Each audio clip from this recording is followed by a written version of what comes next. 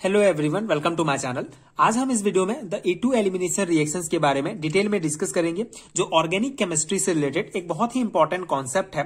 सो इस particular video में हम डिस्कस करेंगे कि द E2 एलिमिनेशन रिएक्शंस क्या होता है, इसका बेसिक कॉन्सेप्ट समझेंगे, इसका एनर्जी प्रोफाइल डायग्राम डिस्कस करेंगे एंड साथ ही साथ ऐसे कौन से फैक्टर्स हैं जो E2 एलिमिनेशन रिएक्शंस को इफेक्ट करते हैं, उसको हम डिटेल में डिस्कस करेंगे।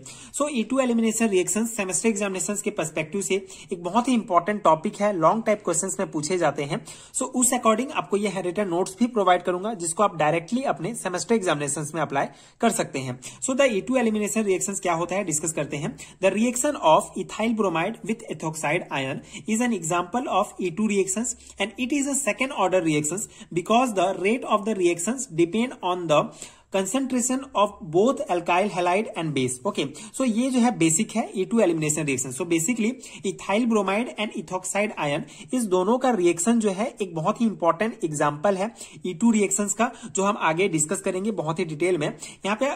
और ये जो रिएक्शंस है E2 एलिमिनेशन रिएक्शंस, ये सेकेंड ऑर्डर रिएक्शंस है, क्योंकि इसका जो रेट ऑफ रिएक्शंस होता है ये डिपेंड होता है concentration and concentration of alkyl halide and base. ठीक है, एल्काइल हैलाइड मतलब जो हमारा हेलो एल्केन्स भी कहा जाता है। तो हेलो एल्केन एंड बेस दोनों के जो कंसंट्रेशन होता है, उसके दोनों के कंसंट्रेशन पर डिपेंड करता है रेट ऑफ रिएक्शंस, इस पूरे रिएक्शंस का। तो इसीलिए इसको बायोमोलिकुलर रिएक्शंस भी कहा जाता है, सेकेंड ऑर्डर रिएक्शंस है। ये बहुत इंपॉर्टेंट पॉइंट है, आपको ध्यान रखना है। सो ये बेसिक हो गया कि एलिमिनेशन रिएक्शंस क्या होता है। एक इंपॉर्टेंट एग्जांपल है ethyl bromide and ethoxide ion, दोनों आपस में जब रिएक्शंस करते हैं तो वहां जो हमको प्रोडक्ट प्राप्त होता है, ये जो रिएक्शंस होता है, इसको elimination reactions, E2 elimination reactions कहा जाता है। तो इसको समझने से पहले थोड़ा सा हम एलिमिनेशन रिएक्शंस क्या होता है उसके बारे में हम बेसिक देखेंगे कि एलिमिनेशन रिएक्शंस क्या है। मैंने एलिमिनेशन रिएक्शंस क्या है अपने पिछले वीडियो में डिटेल में डिस्कस किया है, जो एक बहुत ही इंपॉर्टेंट वीडियो है, आप उसको देख सकते हैं। यहाँ पे हम इसका बेसिक समझेंगे। सो यहाँ पे आप देखेंगे कि जो एलिमिनेशन रिएक्शंस है एक टाइप का ऑर्गेनिक रिएक्शंस है, जहां पे दो सब्स्टिट्यूट जो होते हैं ये किसी एक मॉलिक्यूल से रिमूव होते हैं। ठीक है, या तो वन स्टेप या दो स्टेप। ठीक है, दो स्टेप मैकेनिज्म या एक स्टेप मैकेनिज्म से। सो टू स्टेप मैकेनिज्म जो होता है उसको E1 रिएक्शंस कहा जाता है, जो हम आगे आने वाले वीडियोस में डिस्कस करेंगे।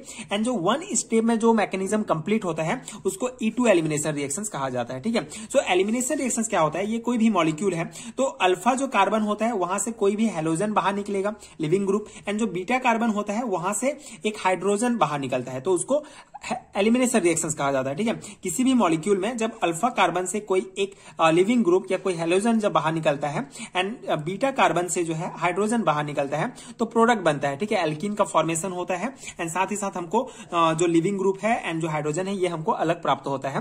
तो इसी को एलिमिनेशन रिएक्शंस कहा जाता है। एंड E2 एलिमिनेशन रिएक्शंस किसे कहते हैं, जब ये पूरा मैकेनिज्म जो है सिर्फ एक स्टेप में कंप्लीट हो जाता है। तो यहाँ पे अब हम डिस्कस करेंगे। यहाँ पे आप देख सकते हैं ये इथाइल ब्रोमाइड है, ये हमारा इथोक्साइड आयन है। ठीक है, सो एलिमिनेशन रिएक्शंस को कराने के लिए एक बेस की आवश्यकता होती है, एक स्ट्रॉन्ग बेस की आवश्यकता होती है। तो यहाँ पे C2H5O+ आयन जो है ये हमारा बेस है। ठीक है, एक बेस है जो हम यूज करेंगे। तो जब इथाइल ब्रोमाइड में जब हम इसको जो है डालेंगे तो रिएक्शंस होना स्टार्ट होगा। जब रिएक्शंस होगा तो हमारा ये फॉर्मेशन होगा। एंड यहाँ पे आप देख सकते हैं ये अल्फा कार्बन है, ये बीटा कार्बन है। ठीक है, तो अल्फा कार्बन से हमारा ये जो Br जो जुड़ा हुआ है, ठीक है, ब्रोमीन, ये अलग हो जाएगा। एंड यहां से आप देखेंगे तो यहां से बेसिकली 3 हाइड्रोजन जुड़े हुए हैं इस बीटा कार्बन से, तो एक हाइड्रोजन हमारा अलग हो जाएगा। ठीक है, तो इस प्रकार से जब बेस को हम डालेंगे इथाइल ब्रोमाइड में तो ब्रोमीन अलग हो जाएगा एंड एक हाइड्रोजन अलग हो जाएगा एंड एल्कीन का फॉर्मेशन होगा। ठीक है, एंड साथ में साथ डबल बॉन्ड का भी फॉर्मेशन होता है। ये बेसिक रूल है एलिमिनेशन रिएक्शंस का। तो यहाँ पे C2H5OH के रूप में जो है ये H इसके साथ आ जाएगा एंड Br जो लिविंग ग्रुप है ये अलग हो जाएगा। ठीक है, तो इस प्रकार से E2 एलिमिनेशन रिएक्शंस के लिए आपको सिंपल सा ये रिएक्शन याद रखना है, ethyl bromide and ethoxide ion का।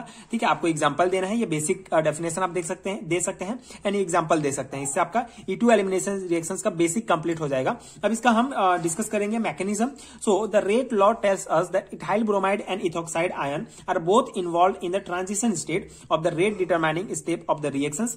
ओके, सो बेसिकली क्या है कि जो इथाइल ब्रोमाइड एंड जो इथोक्साइड है ये दोनों जो होते हैं इन्वॉल्व होते हैं ट्रांजिशन स्टेट में, रेट डिटरमाइनिंग स्टेप होते हैं रिएक्शंस के। सो ये जो मैकेनिज्म होगा इस प्रकार से आप देख सकते हैं, ये सेकेंड ऑर्डर काइनेटिक्स होगा। ठीक है, तो ये जो है मैकेनिज्म है E2 रिएक्शंस का, यहाँ पे आप देख सकते हैं। ये हमारा इथाइल ब्रोमाइड है। सो इथाइल ब्रोमाइड में जब ये इथॉक्साइड इसमें ऐड करेंगे एज अ बेस, तो हमारा क्या हो जाएगा, ये हाइड्रोजन अलग हो जाएगा, ये हेलोजन ग्रुप अलग हो जाएगा, ठीक है। ये स्लो स्टेप में कंप्लीट होगा, यानी एल्किन का फॉर्मेशन होगा। C2H5OH के रूप में जो है बेस अलग हो जाएगा, एंड ये X जो है हेलोजन के रूप में अलग हो जाएगा। तो बेसिकली यहाँ पे ये जो है X की जगह आप कोई भी हेलोजन ले सकते हैं, क्लोरीन, ब्रोमीन, आयोडीन। हमने इसका मेन एग्जांपल जो है इसको ब्रोमीन लिया था, तो इस प्रकार से ये भी आप याद रखेंगे, ठीक है। तो ये है इसका मैकेनिज्म, बहुत ही सिंपल सा मैकेनिज्म है, आपको ये याद रखना है।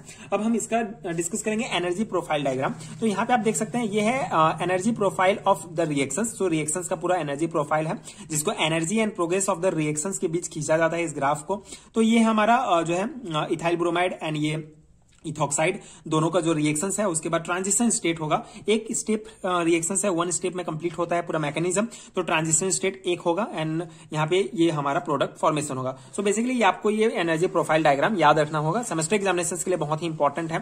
So the E2 reactions, the reactions of the ethyl halide and ethoxide ion, and this is the profile diagram of E2 elimination reactions.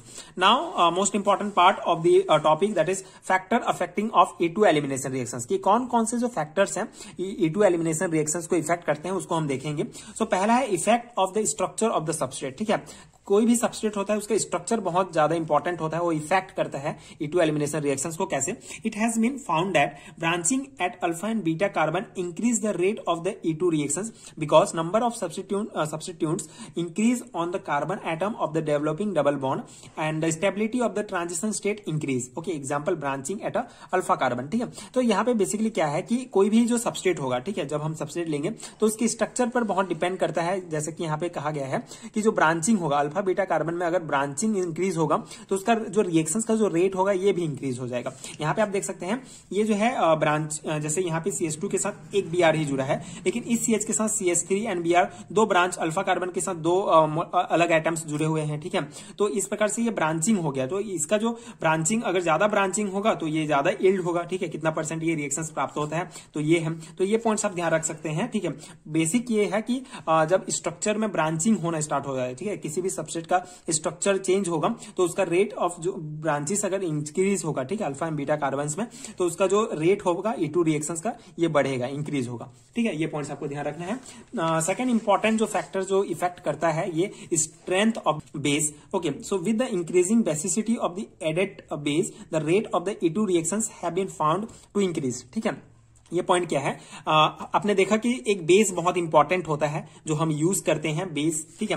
किसी भी रिएक्शंस के, किसी भी एलिमिनेशन रिएक्शंस को कराने के लिए हम एक प्रकार के बेस यूज करते हैं। बेसिकली E2 एलिमिनेशन रिएक्शंस में हमेशा जो है स्ट्रॉन्ग बेस ही यूज करते हैं, जैसे KOH, C2H5OH एंड NH2, ये सब बेस के रूप में यूज करते हैं। तो यहाँ पे आप देखेंगे जब बेसिसिटी, किसी भी बेस का बेसिसिटी इंक्रीज होगा तो वो जो रेट होगा E2 रिएक्शंस का जो रेट होगा ये भी इंक्रीज होगा, ठीक है। ये पाया गया है कि जब बेसिसिटी किसी भी बेस का इंक्रीज होता है तो E2 रिएक्शंस का जो रेट होगा ये भी इंक्रीज होता है। जैसे ऑर्डर ऑफ बेसिसिटी, जैसे NH2 का जो बेसिसिटी है ये C2H5O आयन से जो है बहुत ज्यादा है। इसी प्रकार इसका जो बेसिसिटी है ये OH माइनस से ज्यादा है। तो इस प्रकार से जब ज्यादा बेस वाले हम यूज करेंगे तो उसका रेट ऑफ जो रिएक्शंस होगा ये बढ़ते जाएगा। इसके बाद थर्ड इंपॉर्टेंट पॉइंट है जो इफेक्ट करता है, that is the effect of the temperature, ठीक है। तो टेम्परेचर्स भी बहुत इफेक्ट करते हैं। As the temperature of the reactions increase the rate of the reaction increase, ठीक है।